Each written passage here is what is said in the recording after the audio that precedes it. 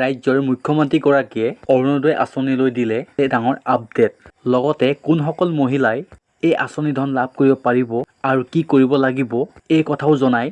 লগতে নোপোৱা নতুনসকলক লৈ কি ক'লে এই সকলোখিনি কথা জানিবলৈ ভিডিঅ'টো স্কিপ নকৰাকৈ সম্পূৰ্ণকৈ চাব।